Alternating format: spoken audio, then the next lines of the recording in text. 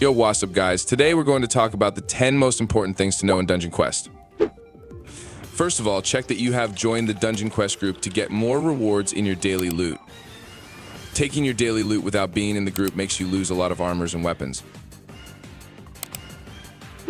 Claim both daily loots. Always take both of your daily loot. It will be even more profitable if you join the group beforehand. Dailies can help you to get better gear in your current dungeon, or new gear if you just reached a new dungeon.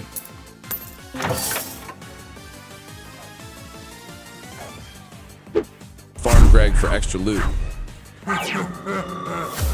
If you don't want to wait for your daily loot, you can always kill Gregg.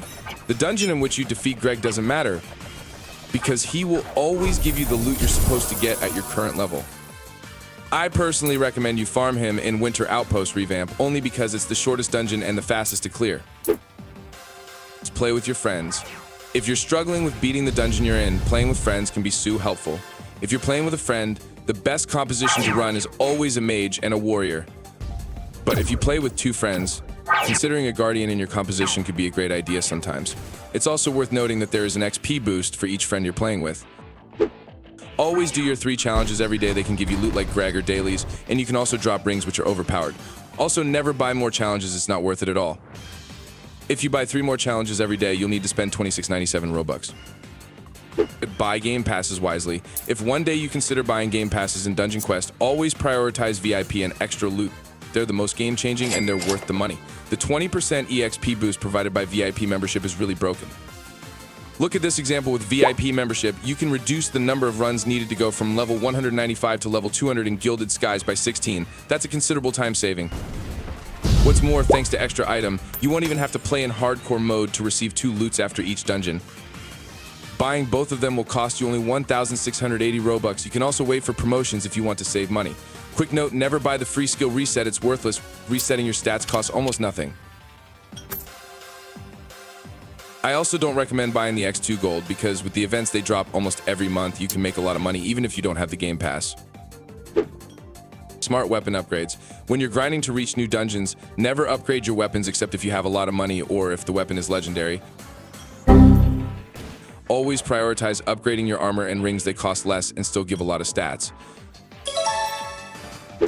Event priorities. When new event drops, always make sure to buy potions and gold. Never buy the cosmetics first unless you're in Yokai Peak and you're rich or have a lot of potions. Cosmetics are cool, but having things that can help you reach a new dungeon faster and easier is always better. Join Discord communities. Join the official Dungeon Quest Discord server or big YouTubers Discord servers. You can find free carries or raids that'll help you level up much quicker and beat dungeons faster. It'll always be better than begging to get carried in the game. You can also trade with other players if you need to change class or just get better gear in general. You can also ask good players for advice or tips and tricks to beat dungeons if you're stuck. If they have time or they feel generous, they may help you and carry you. Just be friendly and everything will be good. Finally, the last tip for today is use the Dungeon Quest fandom. You have to check the Dungeon Quest fandom. It is really well done. You will learn a lot about the game. It's always good to check the tier of the armor or weapon you just dropped. Learning about tiers and collectibles is essential to understand the core of the game. Also, try to understand the concept of potential and, if possible, memorize it, especially if you're in Yokai Peak or high dungeons. That's it for our Dungeon Quest tips and tricks video. We hope these tips help you on your journey. If you enjoyed the video, please like, comment, and subscribe for more Dungeon Quest content. Don't hesitate to join our Discord server if you want to chat with us or give us some video ideas. Have a nice day or evening. Take care and see you later.